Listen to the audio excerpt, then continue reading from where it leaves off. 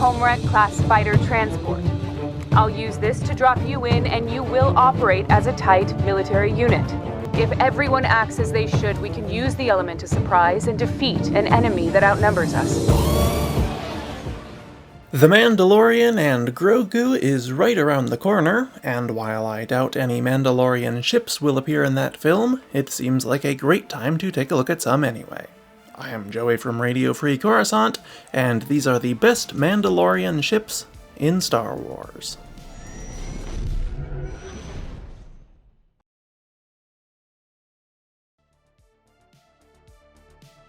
Fang-class fighter. First up is the Mandal Motors Sorosub Fang-class Protectorate fighter. This was a small starfighter used primarily by the Mandalorian protectors of Concord Dawn. It was a fairly standard mid-sized starfighter, somewhat reminiscent of the A-Wing, albeit with two large wings attached to a movable ring on its hull that allowed them to rotate around its long axis, disorienting opponents and spreading its laser fire across a greater area when needed. The Fang-class was introduced sometime during the Clone Wars and remained in use throughout the Galactic Civil War and beyond, even after the fall of Mandalore. Most Mandalorians remained neutral during these conflicts, but at least one squadron of Fang fighter pilots, Skull Squadron, sided with the Republic and later the Empire, fighting against the Separatists and later the Rebels. Fen Rao, the leader of Skull Squadron, would eventually go on to be in charge of the Mandalorian Protectors at large, where he personally trained all of the Fang pilots. Later, Rao would be captured by the Rebel Alliance and eventually join them, opening the door for other groups of Fang fighters, such as those of Clan Ren, to openly support the rebellion. Much later, after the Civil War, numerous Fang fighters would also be a part of the Mandalorian fleet assembled by Bo-Katan Kryze to retake Mandalore from Moff Gideon.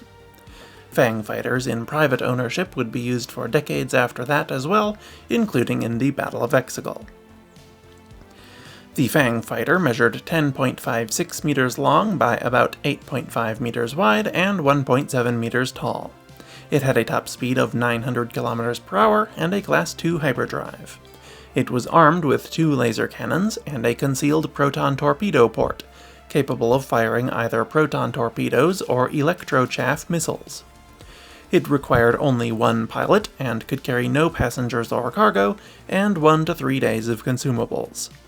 Confusingly, it is listed as costing 185,000, 180,000, or 120,000 credits, depending on the source. The ship seems to have had a small facelift at some point with slightly different proportions, a different mounting point for the lasers, and 3 large engines, instead of 2 large engines and 1 cluster of 4 small ones, so perhaps this new model can account for part of the price discrepancy. Crusader-class corvette. Another excellent ship created by the Mandalorians was the Mandal Hypernautics Crusader-class corvette. This was essentially their answer to the CR-90 corvette, being similar in size, extremely fast, and fairly well armed. Unfortunately though, the Mandalorians didn't actually get much use out of the design. It was originally created with the intention of being sold to the Empire, but after they weren't interested, its manufacturer offered the ship to Mandalore and other planetary governments. However, it also attracted the attention of crime lord Tiber Zahn, whose pirates began attacking Mandal Hypernautics to extort them into producing the ship for the Zahn Consortium. They used an upgraded version, which eventually became the standard model produced and sold across the galaxy. The size of the Crusader class is unknown, but I would estimate it to be around 150 meters long by 74 meters wide and 44 meters tall. It was stated to be one of the fastest corvettes ever made, so its top atmospheric speed was probably around 1500 kilometers per hour, and it had a Class I hyperdrive. It was armed with 2 batteries of 5 point defense laser cannons and 3 more independent cannons. The ship required 80 crew and could carry no passengers, 3,600 tons of cargo, and 1 year of consumables. Despite its relatively small size and moderate weapons loadout though, it was quite expensive at a cost of 5.2 million credits new, or 2.6 million used. Keldabe-class cruiser. Next up is the Mandal Hypernautics Mandal Motors Keldabe-class cruiser, also known as the Keldabe-class battleship. This ship was visually very similar to the Crusader, as it was designed around the same time. And like the Crusader, the Keldabe was also co-opted by the Zon Consortium. However, unlike that ship, Tiberzon didn't actually set out to steal the Keldabe's design. Pirates he employed began attacking Mandal Hypernautics shipyards to get the plans of their own volition, even though Zon had told them to end their attacks after securing the plans for the Crusader.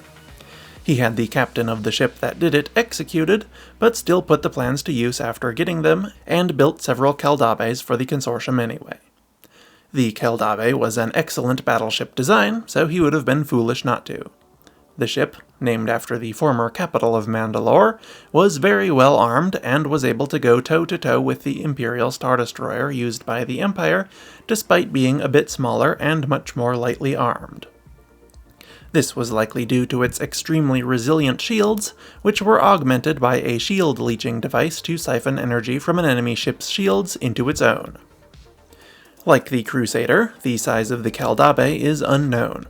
It doesn't look very big, but based on its price tag and ability to duel a Star Destroyer, I would estimate it to be at minimum 1,000 meters long by 600 meters wide and 350 meters tall. It had a Class 2 hyperdrive, and its top atmospheric speed was probably around 975 kilometers per hour, like that of the Star Destroyer. It was armed with 25 heavy turbolasers, 15 heavy ion cannons, 2 mass driver missile launcher batteries, and 1 shield leecher weapon. Its hangars could carry a complement of 36 starfighters, 2 shuttles, and 2 light freighters. The ship required a crew of 6,000 and could carry 1,000 passengers, 20,000 tons of cargo, and 2 years of consumables. Despite being smaller and lighter armed than the ISD, it was slightly more expensive at a cost of 200 million credits. Kandosii-type dreadnought. Of course, the Mandalorians had some fantastic ships in ancient times as well, and by far the best of these was the Kandosii-type dreadnought. Very little is known about this ship, but its legendary design inspired the shape of the Crusader and Keldabe thousands of years later, as well as the Rendili Star Drive Dreadnought-class heavy cruiser. The ship's basic design and technologies were stolen from a species known as the Fenalar. Many of them were built by Mandalore's various shipyards, and they would eventually go on to be used by the Mandalorian Neo-Crusaders in their war against the Republic. The Kandosii's name means indomitable in ancient Mandoa. The Kandosii measured 1,360 meters long by about 515 meters wide and 625 meters tall. It had a Class 2 hyperdrive, and its atmospheric speed was probably around 900 kilometers per hour. The ship was pretty well armed for its time, with 5 heavy double turbolaser batteries, 4 point defense medium ion cannon batteries, 2 point defense triple laser cannon batteries, 2 tractor beam batteries, and 2 super heavy concussion missile batteries, capable of launching both standard and nuclear munitions. It also had hangars to carry 128 Davab-type starfighters, 8 Shadlar-type troop transports, and various support craft.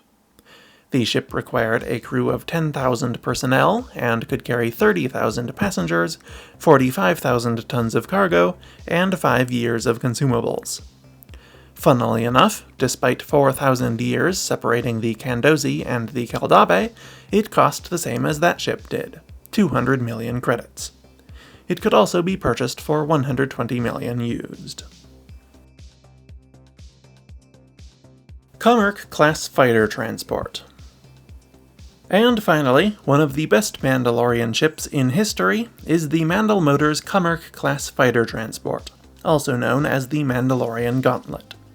This was a relatively small starship, tiny compared to the last two.